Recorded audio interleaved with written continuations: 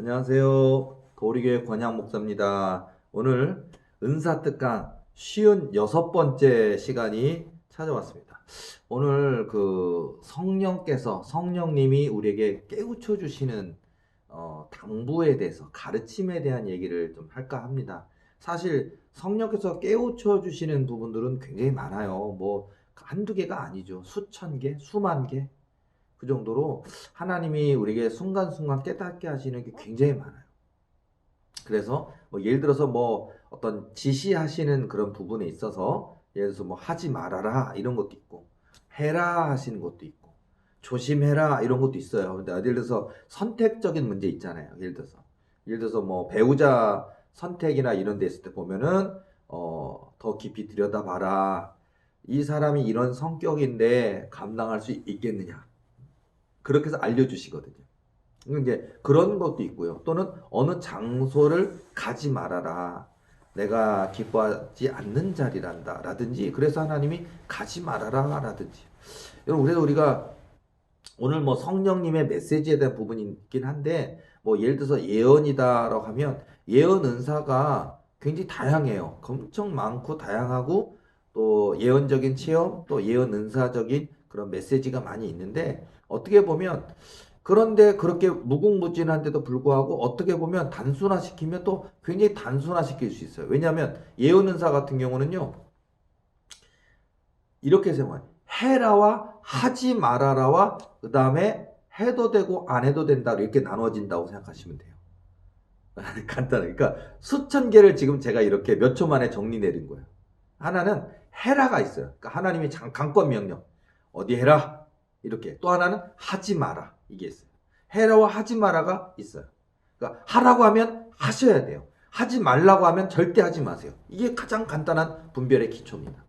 그 다음에 나머지 부분은 뭡니까? 그랬을 때는 그거는 해도 되고 안 해도 되는. 그러니까 해도 되고 안 해도 되는 경우에는 여러분의 자유의지에 맡기는 건데, 가능하면 안 하는 게 좋습니다. 그런 거 있잖아요. 뭐 어떤 뭐 옷을 샀다, 신발을 샀다. 샀는데 환불은 안 된대. 근데 내가 충동 구매했기 때문에 환불이 안 돼. 그런 경우 내가 손해나죠. 아깝죠. 좀 신중할 걸. 그런 거 있잖아요. 그러니까 그런 실수에 대한 게 굉장히 많이 있어요. 그런 거는 해도 되고 안 해도 되는. 그리고 약간 이런 것도 있잖아요. 친척이 여러분한테 뭐 돈 좀 빌려달라. 금방 갚겠다. 가까운 친척이에요. 자, 그런데 보통 우리가 친척들에게 돈을 빌려줄 때 원칙이 있어요. 뭐냐면 최대로 빌려줄 수 있는 한계를 정해놓으라. 그런 얘기를 제가 하거든요. 남의 얘기한 게 아니라 제가 얘기하는 거예요. 뭐냐면은 그게 50만 원이든 100만 원이든 정해놓고서는 내가 아무리 여유가 더 있다 하더라도 절대 더 주지 말고 그냥 내가 빌려줄 수 있는 최대의 한계치를 이렇게 딱 정해놔요. 그게 제일 좋아요. 저한테 이거 그러니까 실제로 뭐 1,000만 원이 있는데 100만 원이 한계치면 100만 원만 딱 빌려주고, 그리고 또 두 번째 원칙이 뭐냐면 못 받을 걸로 생각하고 주세요. 그래야 상처도 안 되고 미워지지도 않고, 한 달 뒤에 갚는다고 해놓고 1년 동안 안 갚는 친척들도 있어요. 그러면 마음 상하고 다시는 안 빌려줄 거고, 아니면 그것 때문에 못 만나고 자식들 관계도 안 좋아지고. 그러니까 차라리 뭐 형제가 아니든 친척가 아니든 아예 큰 금액은 하지 마시고 이렇게 최소치의 금액에서 이 영역까지는 서로 간에 의리든 인정이든 그런 모습에 있고, 그 다음에 준다고 했을 때는 못 받으려고 생각하고 줘라. 근데 만약에 받게 되면 그거 하나님 감사합니다죠. 자, 그러니까 그런 것처럼 마치 이렇게 해도 되고 안 해도 되는 경우가 있어요. 그런 게 굉장히 인생성격에 거의 90%가 여기 있어요. 그런 거 보면은 괜한 일에 손댔다가 손해보는 일이 굉장히 많거든요. 그것이 이제 그런 것들은, 그러나 그렇다고 해서 뭐 예를 들어서 하나님이 책망하시거나 그것 때문에 하나님께서 혼내시거나 그렇게 되지는 않아요. 네, 그 부분에 대해서는 괜찮아요. 예를 들어서 뭐 그런 것처럼 이렇게 얘기를 드렸는데, 이렇게 성령님께서 저와 여러분들에게 지금도 긴밀하게 하나님께서 말씀해 주실 때가 있어요. 때로 막 저 같은 목회자인 경우에는요, 자, 개척교회 목회하다 보면요, 좋은 교인만 있는 게 아니에요. 목회자를 정말 마음 아프게 하는 교인도 있어요. 그리고 교회를 와서 충성을 하긴 하는데 다른 교인들과 이간질 시키는 교인도 있어요. 그런 경우에 있을 때, 예를 들어서 저 같은 경우도 개인적인 체험이지만 하나님께 기도할 때 뭐 아무개 권사님을 딱 보여주시면서 그 권사 앞에서는 입을 조심해라 라고 알려주시더라고요. 그러니까 뭐냐면 그 권사는 교회, 그러니까 권사님쯤 되면은 교회에 있는 어떤 뭐가, 교회가 좋은 일만 있겠습니까? 교인과 교인 간에도 정말 가슴 아픈 사연들, 어떤 뭐, 저렇게 여러 가지 눈물 나서 하나님 기도해 주세요. 또, 목사님 기도해 주세요. 하나님 도와주세요. 하는 내용이 있거든요. 그런 것, 아픔에 대한 내용이 있는데, 그거를 기도해 주기 위해서 이렇답니다. 기도해 줍시다. 그러면요. 그 어려운 상황 때문에 이렇게 힘들구나라고 이렇게 기도해 주는 게 아니라, 거기 지금 남편이 바람 펴서 힘들대.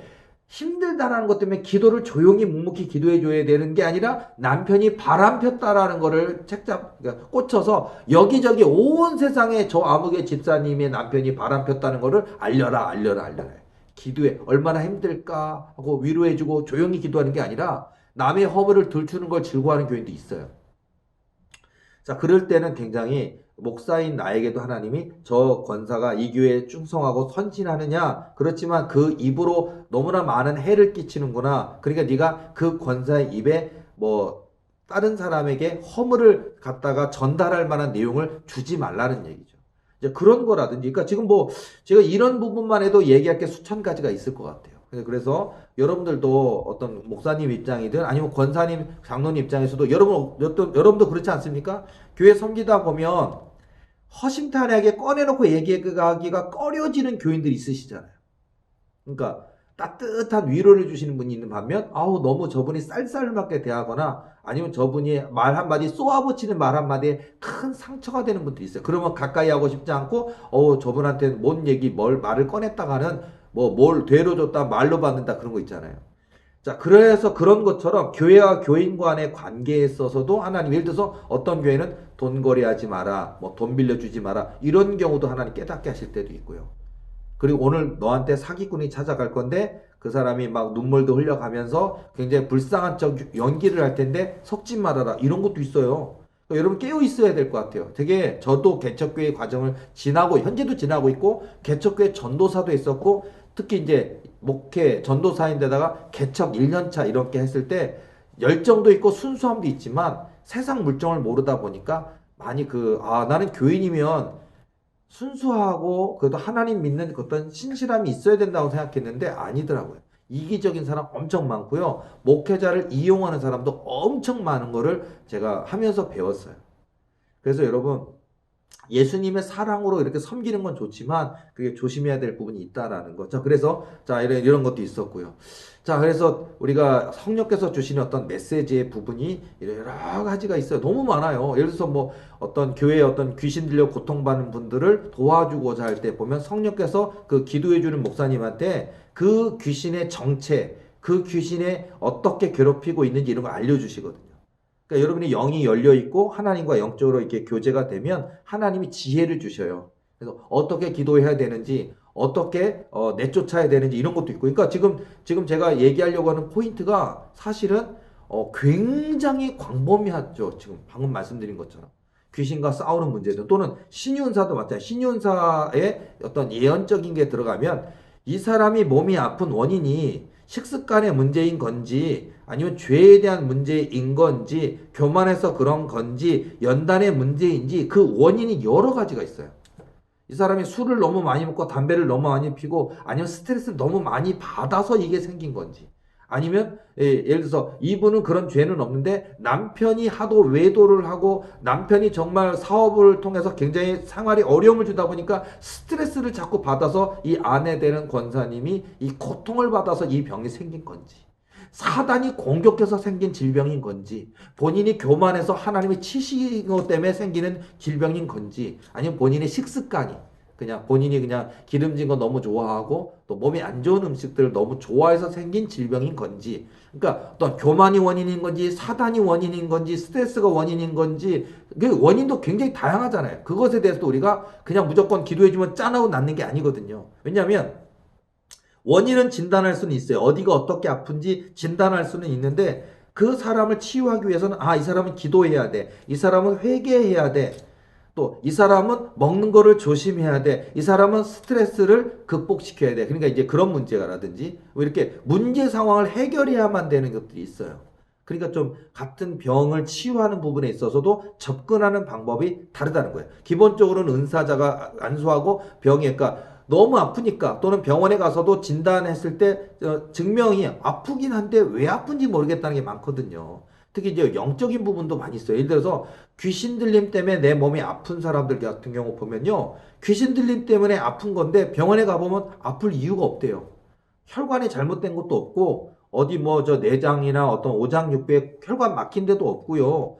문제가 없대. 뼈가 부러진 데도 없고 신경이 눌린 데도 없는데 왜 아픈지 모르겠다고 하는 게 많아요.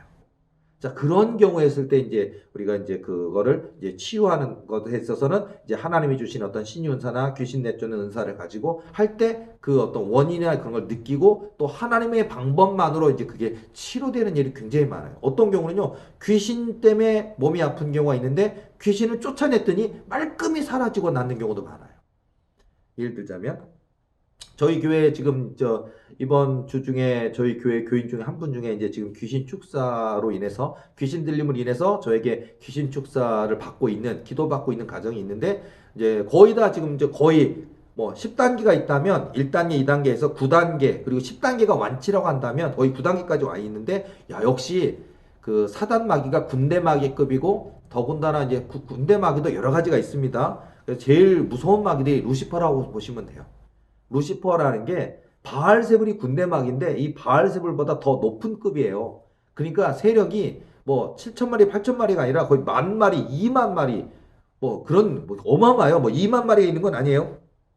100만 마리도 있었고요. 500만 마리도 있고요. 2억 마리도 있어요. 그러니까 그만큼 다양한데 그렇게 세력이 많은 데다가 오래되어 있는 막 이 귀신이 이 사람 몸에 들어간 지 20년 되고 30년, 60년 돼 이런 마귀들은 되게 세요. 어쨌든 그런 걸 상대할 때 굉장히 어렵고 쫓아내기도 어렵고 힘든데 자 그러다 보면 이 사단 마귀가요 저 같은 이제 은사자를 만나서 기도를 받으면 격동을 해요. 뭐냐면 기도를 받으면 귀신이 굉장히 싫어하죠 당연히. 왜냐하면 자기들의 세력이 죽거든요. 귀신의 세력이 불타서 없어진다고 해요. 성령의 불에 의해서 타서 없어진다고. 그러니까 10,000마리였는데 9,000마리, 8,000마리 이렇게 타서 없어지면서 세력이 작아지면서 결국은 목덜미를 잡혀서 예수 이름으로 명할 때 끌어내서 내쫓는 거거든요. 근데 얘네들이 지네들도 저항을 한다고요. 사단마귀들. 남의 영혼의 육신에 와서 지네들이 집을 짓고 공격해 놓고서는 그래서 다른 사람 인생을 파괴시켜 놓고서는 정작 또 쫓아내려고 하면요. 소유권 행사를 해요.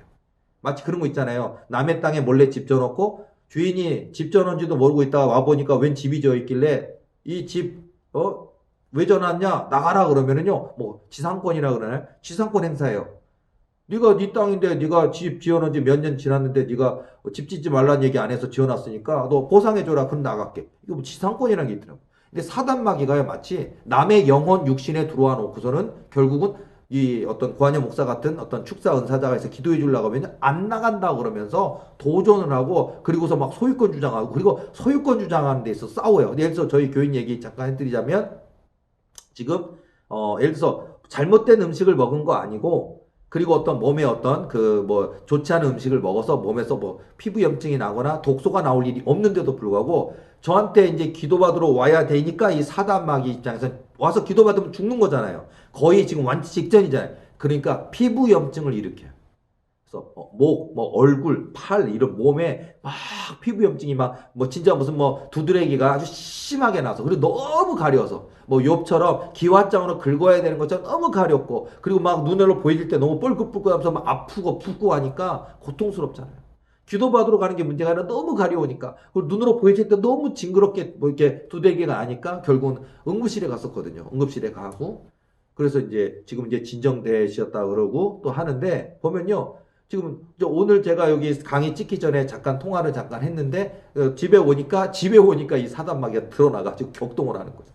그래서 제가 여기 그 강의 찍기 전에 전화로 위로해드리고 왔는데 제가 이 더러운 사단아 그러니까 이 사단 그리고 하나님이 귀하게 쓰실 사람이야 그러니까 전화상에서도요 안돼 안돼 안돼 그러면서 저랑 통화하는 것 자체를 싫어하고 이분이 하나님의 귀한 일꾼으로 쓰임 받는다는 이야기를 싫어하니까 그렇게 되면 안 된다고 안돼 안돼 안돼 그래요.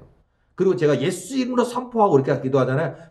직접 기도하면 말할 것도 없지만 전화상으로 기도해도요. 으액 하면서 제가 이제 예수 이름으로 선포하면 으액 하면서 그 안에 있는 악한 것들이 막 고통스러워하면서 나와요.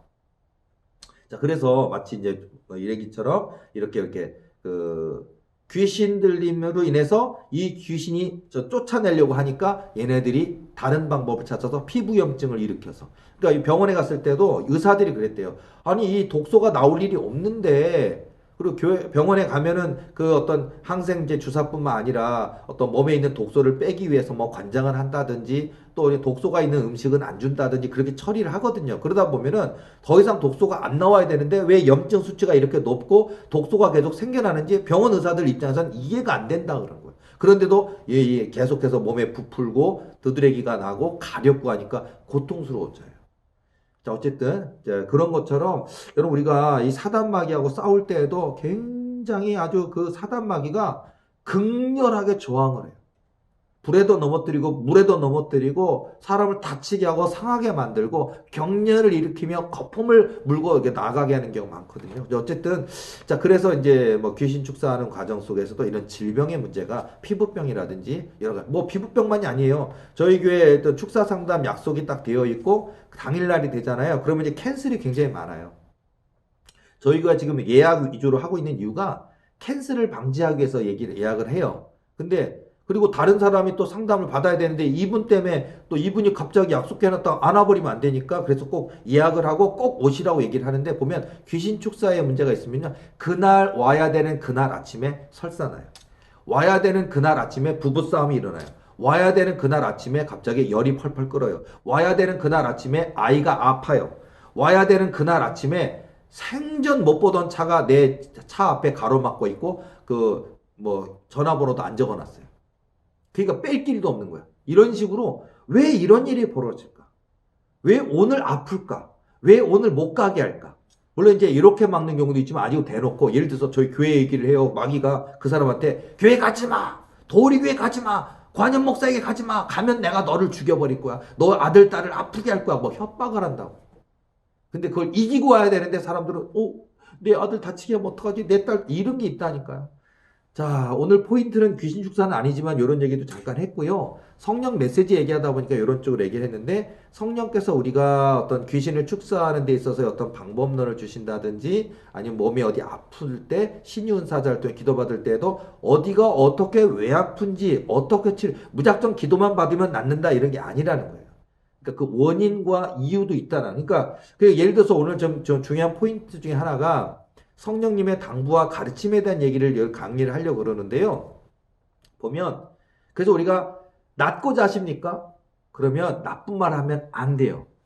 그러니까 예를 들어서 뭐 욕하는 말, 화내는 말, 저주하는 말을 하면 안 돼요.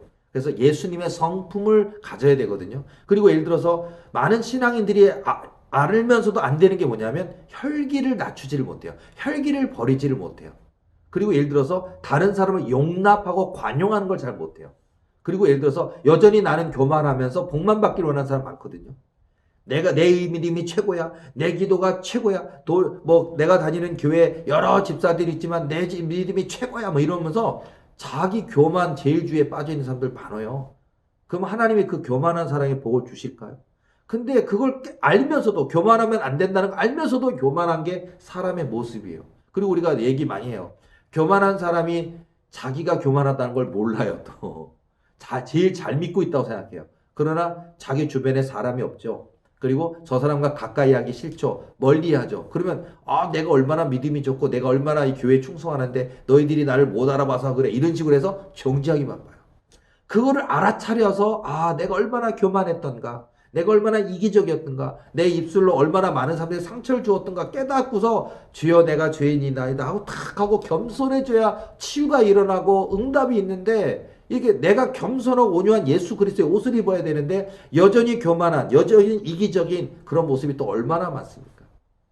그래서 여러분 성령께서 저와 여러분들에게 당부하시는 부분이 있다라는 것을 좀 깨달았으면 좋겠습니다. 오늘 굉장히 중요한 얘기를 또 하나 해드릴게요. 자, 너무 많은 이야기가 있어서 제가 또 포인트를 하나를 잡고 가야지 또 이것도 얘기하고 여기에다 보면 뭐 1시간, 2시간 해보면 안 되니까요. 오늘 포인트를 가지고 핵심적인 얘기 드릴게요. 자, 성령님의 당부와 가르치심에 대한 얘기를 할 거고요. 그 중에 가장 중요한 거. 자, 이 땅에 목사님이 됐든 전도사님, 사모님이 됐든 장로님, 권사님, 집사님이 됐든 복실한 사람 없을 겁니다. 그리고 그냥 뭐 교만한데 복 받자는 얘기는 아니에요. 겸손하고 온유한 예수님의 성품을 갖는 그런 모습을 가지고 하나님이 주시는 진정한 복을 받는 거 싫어할 사람은 없겠죠.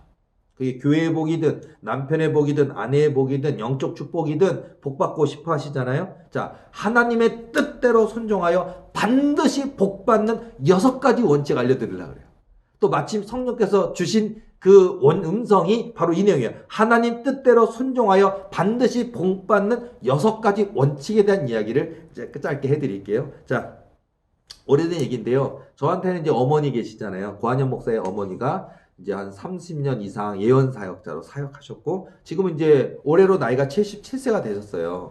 이제 올해 음력 7월 7석이 생신이신데 만 77세가 되시는데요. 자, 어쨌든 지금은 은퇴하셨지만 원장님이 굉장히 지금도 은퇴하셨어도 지금도 성령님과 교통하고 계시고 또 이렇게 늘 기도하시면서 성령의 음성으로 찾아와 주시고 또 여러 가지 또 가족을 위해 교회를 놓고 기도하게 하시고 지금도 성령님의 음성을 들으시고 또 가끔 이렇게 조언해 주시고 하시더라고요. 근데 자, 원장님이 한참 사역하실 때고요. 2006년 7월 14일 새벽에 이순자 목사님, 저희 어머니죠. 이순자 목사님이 꾸신 꿈을 그날 그 꿈을 꾸셨고 그 다음에 이제 목요일날 꿈을 꾸셨기 때문에 금요일 저녁 예배 때 제가 그 얘기를 들었는데 목사님 어머니 간증하시려면 하세요 그랬더니 저녁 예배 때 또 간증까지 하셨던 얘기인데 그걸 제가 적어놨고 기록해 놓은 얘기를 함께 나누고자 하는 겁니다.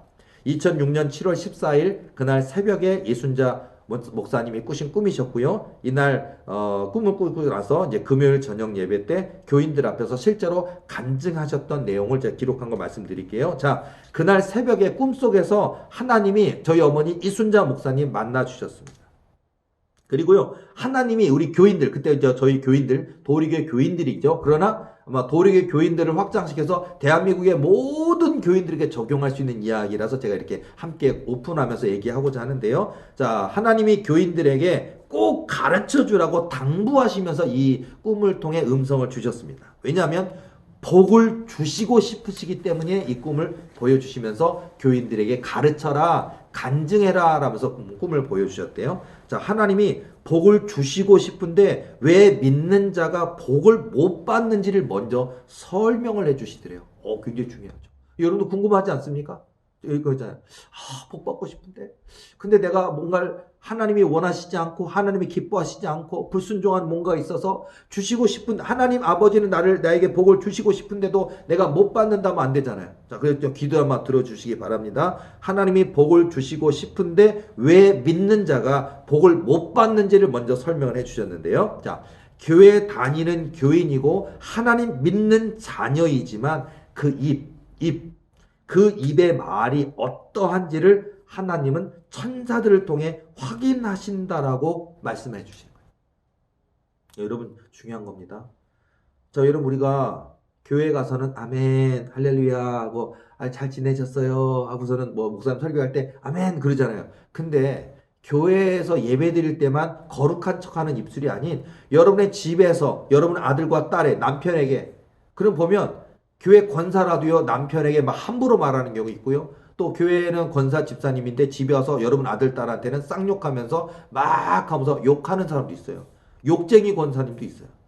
근데 내 입의 말이 어떠한지가 중요하다는. 그러니까 뭐냐면 이게 아름다운 말, 은혜가 되는 말, 덕이 되는 말, 칭찬이 되는 말, 위로가 되는 말, 용기가 되는 말, 힘이 되는 말, 하나님께 감사하는 그런 말이 많아야 되는데 다른 사람을 욕하고 비방하고 미워하고 싫어하고 더 나아가서 저주하는 얘기를 교인인데 교회 다니는데 자매인데 형제인데 또는 집사님 권사님인데 아니 전도사님 목사님인데도 내 입에 저주의 말 나쁜 말을 달고 산대요. 그것 때문에 복을 주시고 싶은데 복을 주시지 못한다고 그 입에서 그런 말을 하지 말아야 된다는 것을 가르쳐 주시는 거예요. 자, 여러분 오늘 저의 강의를 들으면서 여러분도 정말 우리 매사에 매순간에 심지어는요 내 옆에 아무도 없는데 여러분 혼자 운전하고 다니면서도요 혹시 건너편 차가 열받게 만들면 그냥 허허 하고 넘어가세요. 근데 그냥 아무도 듣는 사람 없다고 막 욕하고 막 정지하고 뭔 죽일 놈 나쁜 놈 뭐 할 놈 이렇게 하지 말라고요. 그것도 하지 말라고. 누가 있으면 더더욱 하지 말아야 되겠고 누가 없어도 하지 마시고요. 자, 그래서 우리가 믿는 자가 우리 언어가 굉장히 긍정의 언어, 믿음의 언어, 아멘의 언어가 된다는 것을 알려주시는 거더라고요. 그래서 예수 그리스도를 구주로 믿고 하나님 아버지로 고백하고 예배도 드리는 그런 믿음의 자녀인데도 불구하고 믿는 자들이 하나님의 아들, 딸들이 사용하는 언어가 아름다워야 되는데 하나님이 싫어하시는 언어를 자꾸 사용하면 복을 받을 수가 없게 된다고 하는 걸 가르쳐 주시는 꿈의 내용이에요. 여러분 생각 못 해보셨죠? 이것이? 나는 그냥 교회 예배만 열심히 드리면 된다고 생각했고 11조만 열심히 드리고 그냥 나름대로 새벽 기도 와서 기도만 많이 하면 된다고 그랬는데 내 입술의 언어가 무엇인지가 굉장히 중요한 거예요. 그러니까 여러분 하나님께 기도하는 그 시간만큼은 하나님께 기도로 진실이 할지 모르지만 여러분의 남은 일상생활 속에서의 언어가 어떠한지를 점검해 보셔야 될 것 같아요. 하나님이 싫어하시는 언어, 하나님이 기뻐하시지 않는 언어가 뭔지를 해야 돼요. 부정적인 말, 다른 사람을 저주하는 말, 나쁜 말, 정죄하는 말, 비방하는 말, 비판하는 말 이런 것들을 삼가하셔야 된다는 얘기예요. 자, 그래서 알려주셨는데요. 자, 사람을 미워하고 시기하여 하는 말들이 천사들이 하나도 남김없이 언어들을 수집해서 하나님께 보고를 드리게 되어 있다라는 게 원칙을 알려주신 거예요. 자, 여러분 우리가 천사들은 도대체 뭐 할까 그러잖아요. 천사들 여러분 우리가 그런 어떤 영적 체험이 저도 영적 체험을 많이 했고 하나님이 천사도 보여주셨고 저 자신도 천국도 지옥도 보여주셨고 많은 하나님이 이 땅에서 어떻게 영의 사역을 하고 일을 하시는지 많이 보여주셨는데요. 천사들 놀고 있는 게 아니라고요. 천사들이 얼마나 바쁜지 모르고 또 우리 육신도 우리가 이 땅에서 이제 우리의 사명이 끝나서 하나님 나라 가게 되면 더 이상 더 이상 사명이 없이 그냥 계속 앉아서 하루 종일 찬송가만 부르고 그게 아니고요. 이 땅에서 육의 몸을 입고 사는 이 땅보다 100배나 1000배나 더 빨리 하나님이 일을 해야 돼요. 더 많은 사역을 맡기신다고요. 그러니까 우리는 여러분 노는 게 아니에요. 자, 그래서 근데 천사들이 뭐를 하냐? 많은 일을 하겠죠. 그러니까 마치 그 왕의 그 출납을 담당하는 것처럼 그러니까 여호와 하나님의 명령 마치 옛날 조선 시대에 왕의 출납을 명령. 그러니까 왕이 뭐 어명을 내린다든지 어디에게 누가 벼슬을 줘라, 어디에다 뭐를 갖다 집행해라, 아니면 어디 그 상소를 가지고 와라 이런 것처럼요. 왕의 명을 들어가고 나가는 것처럼 천사들이 그런 일을 해요. 여호와 하나님께서 일하시는. 뭐 아무개 권사의 가정에 기도의 분량이 찼구나 거기에 응답하거나 이런 게 있어요. 실제로 그걸 일을 하시는데 자 예를 들어서 오늘 포인트는 언어에 대한 내용이 핵심 포인트에 뭐냐면요. 우리가요 뭐 이런 거 있잖아요. 제가 강의상 얘기를 할게요. 쌍 새끼 아니면 그냥 저 죽일놈 뭐 그런 거 있잖아요. 아니면 그냥 아주 저주하는 말들 있잖아요. 근데 어느 순간 우리가 형제고 자매인데 물론 믿음이 연약한 탓도 있겠죠. 또는 교회를 10년 다녔는데 집사 권사인데도 아니면 목사님인데도 내 입에서 이런 말들 새끼 아니면 죽일 놈 살릴 놈 이런 말들 이런 것들이 막 하는 거를 근데 천사들은요 요건 더러운 말이야 이건 빼야 돼 이게 아니라 더러운 말 하나님이 싫어하시는 말 하나님이 원하시지 않는 그런 말까지 다 남김없이 수집해서 이 사람이 하루 동안에 또 이 사람이 이런 말들을 하고 삽니다를 다 보고하게 돼 있어요. 여러분 우리 입술 지켜야 되지 않겠습니까? 굉장히 조심해야 될 것 같아요. 자, 그래서 하나도 우리가 사람을 미워하고 시기하여 하는 말들을 천사들이 하나도 남김없이 그 언어들을 수집해서 하나님께 보고를 드리게 되어 있는 게 영적 원칙이래요. 그러다 보니까 이것이 증거가 되는 마치 우리가 어떤 법에 어떠하면 저 사람이 저 자동차를 긁었습니다. 사고를 냈습니다. 들이받았습니다. 만약에 우리가 차에 설치되어 있잖아요. 그러면요. 그거에 딱 찍혀 있잖아. 그러면 꼼짝 못 해요. 남바 몇 번 차, 이 차가 뒤에서 들이다와서 부당게 다 찍혔어. 그럼 물어내야 돼요. 교통사고, 범죄, 10대 빵, 얘가 잘못했고, 난 잘못했고, 그럼 고장난 거, 수리 난 거 다 고쳐줘야 되고, 어디 다쳤으면 전부 다 몸 가서 돕는 거 해야 되잖아요. 그것처럼 그 사람의 언어들이 다 기록돼서 하나님께 보고되기 때문에 증거가 되므로 그것 때문에 하나님이 내려주시려던 복이 멈추어 버리게 된다라고 얘기해 주시는 우리가 복을 받으며 살아야 되는데 주시려고 하던 복이 내 입에 부정해 언어나 내가 정말 나쁜 말 하고 하나님을 원망하고 시기하고 뭐 성령 해방하고 이런 것뿐만 아니라 이 인간관계 속에서의 나의 그 나쁜 말들, 하나님의 싫어하시는 말들을 많이 함으로 말미암아서 하나님이 내게 주시고자 하는 복이 멈추어 버리게 된다라고 하시면서 복을 주고 싶은데 이런 너희들의 언어 때문에 복을 받지 못하는구나. 그러니까 복을 주시고 싶어서 이걸 깨우쳐 주시는 거예요. 그러면서 이제 믿는 자의 언어가 그만큼 중요하다라는 걸 알려주신 거예요. 자, 우리의 어리석은 언어 때문에 하나님으로부터 우리 믿는 자녀들에게 이어지는 축복의 통로가 막힌다는 거예요. 자, 여러분, 하나님이 우리에게 주시는, 아버지 하나님이 우리 자녀, 믿음의 자녀들에게 주시는 축복의 통로가 열려 있어야지 막히면 안 되겠잖아요. 자, 그래서 우리의 언어를 지켜야 됩니다. 자, 그리고 또 언어가 미움의 언어라고 있대요. 미움의 언어, 증오의 언어, 남을 저주하고 정죄하는 언어를 쓰면 그것이 그대로 내게로 돌아와서 정작 내가 하나님께 받을 복을 못 받게 만드는 어리석음과 안타까움이 된다라는 것을 이제 깨닫게 해주시는 거였어요. 중요하죠. 우리 복 받으려고 하잖아요. 근데 내가 미움의 언어라 그랬어요. 미움의 언어, 증오의 언어. 남을 저주하고 정죄하는 언어를 쓰면 그게 내게로 돌아온다고요. 그래서 정작 내가 하나님께 받아야 될 복을 못 받게 되는 어리석음이 되기 때문에 자, 여러분의 입술을 가만히 생각해 보세요. 혹시 내 입술에 미움의 언어 없나? 증오의 언어 없나? 남을 저주하고 정죄하는 언어를 쓰고 있지 않은가? 점검해 보시기 바랍니다. 자, 본론으로 갈게요. 하나님이 직접 저희 어머니 이순자 목사님에게 6가지 원칙을 알려주셨어요. 그래서 교인들이 하나님의 아들, 딸들이 온전히 복을 받을 수 있도록 내가 본 것을 증거하고 가르치라고 지시하시면서 알려주셨는데 첫 번째, 원수 만들지 말라 하셨대요. 맞습니다. 원수 만들지 말라. 두 번째, 미워하지 말라. 세 번째, 저주하지 말라. 네 번째, 축복의 말을 많이 하라. 다섯 번째, 복을 하늘에 쌓아두라. 여섯 번째, 기뻐하라. 이렇게 6가지 알려주셨대요. 굉장히 중요한 얘기죠. 자, 하나님 뜻대로 순종하여 반드시 복받는 6가지 원칙. 일단 증오의 언어, 미움의 언어, 남을 정죄하고 저주하는 언어를 사용하면 안 돼요. 자, 그리고 하나님께서 복을 받을 수 있도록 하기 위해서 6가지 원칙을 알려주셨어요. 다시 한번 알려드릴게요. 첫 번째, 원수 만들지 말라. 두 번째, 미워하지 말라. 세 번째, 저주하지 말라. 네 번째, 축복의 말을 많이 하라. 다섯 번째, 복을 하늘에 쌓아두라. 여섯 번째, 기뻐하라.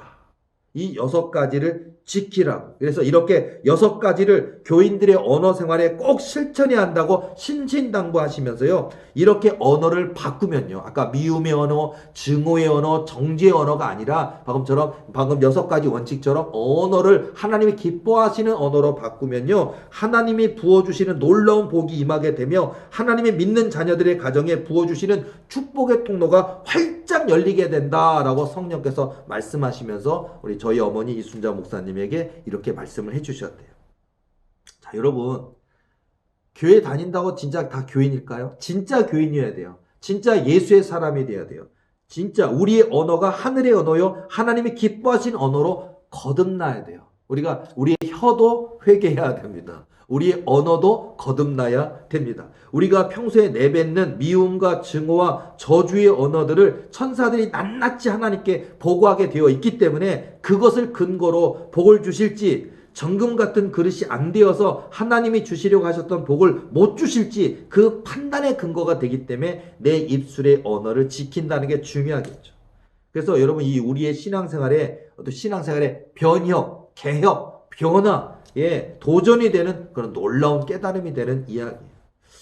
자, 여러분, 제가 다시 한번 또 설명해 드릴게요. 그래서 제가 저희 어머니 이순자 목사님이 이거를 주일날 간증도 하셨고요. 그리고 이걸 다시 한번 누누이 교인들에게 가르치라고 말씀하셨기 때문에, 그래서 그 내용이 하나님께서 직접 알려주시면서 이렇게 하나님 뜻대로 순종하여 반드시 복받는 6가지 원칙은 이거다 라고 6가지 알려주시고 우리의 언어를 바꿔야 된다. 미움의 언어, 증오의 언어, 정죄의 언어가 아니는 축복의 언어로, 아멘의 언어로, 하나님이 기뻐하시는 언어로 바꿔야 된다라고 말씀하시면서 6가지 원칙 알려주셨잖아요. 그래서 제가 이 간증 내용과 또 이 주셨던 메시지를 가지고 제가 성경 말씀을 찾아서 다시 한번 또 정리를 했어요. 그러니까 다시 한번 제가 성경 말씀의 기준에서 다시 한번 확인해서 말씀을 드릴게요. 자, 아까 제가 6가지 말씀드렸죠. 첫째, 원수 만들지 말라. 두 번째, 미워하지 말라. 세 번째, 저주하지 말라. 네 번째, 축복의 말을 많이 하라. 다섯 번째, 복을 하늘에 쌓아두라. 여섯 번째, 기뻐하라. 그랬죠? 자, 설명해 드릴게요. 첫 번째, 원수 만들지 말라. 첫 번째가 원수 만들지 말라.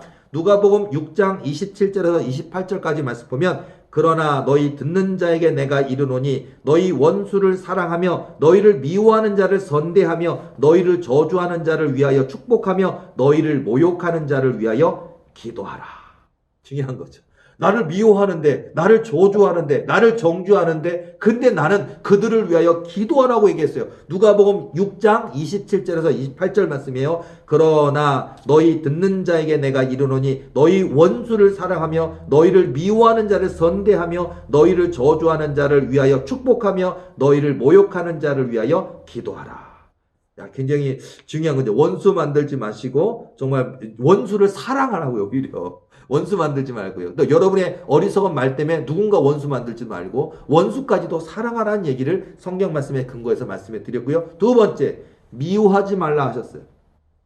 레위기 19장 17절 말씀 보면 너는 내 형제를 마음으로 미워하지 말며 내 이웃을 반드시 견책하라. 그러면 내가 그에 대하여 죄를 감당하지 아니하리라.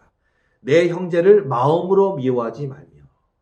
자, 여러분, 교회 교인인데도 물론 그 상대방 내 형제들이 정말 내 부모에게, 그러니까 같은 형제인데도 부모에게 정말 함부로 행하고 정말 못되게 하는 형제들도 있어요. 그것 때문에 마음 상하기도 하죠. 그러나 그럼에도 불구하고 미워하지 말라.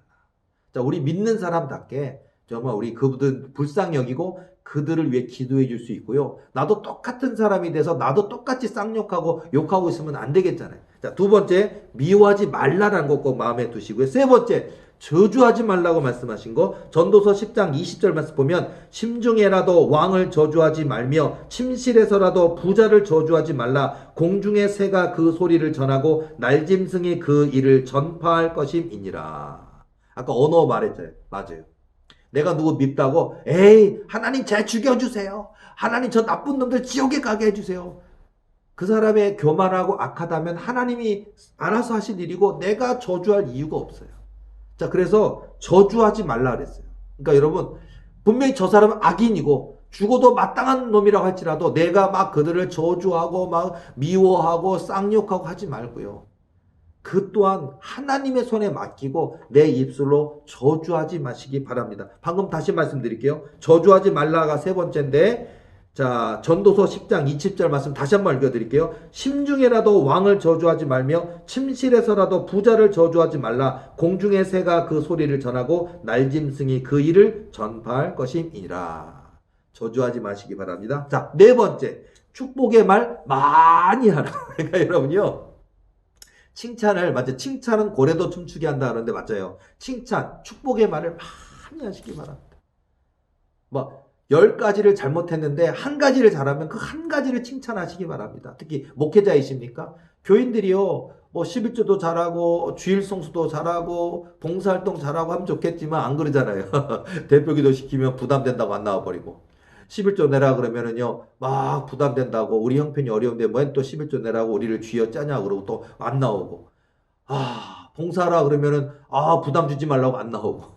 자, 별 이유도 많죠. 그런데 근데 여러분, 지금 작은, 아이고 집사님 아이고 애썼네 수고했네, 이것도 참 중요한 거예요. 자, 여러분, 자, 목회자 입장에서뿐만 아니라 여러분 교인과 교인의 입장에서든 또 안 믿는 분이든 믿는 분 간에든 관계 속에서도요, 축복의 말을 많이 하라. 이게 네 번째.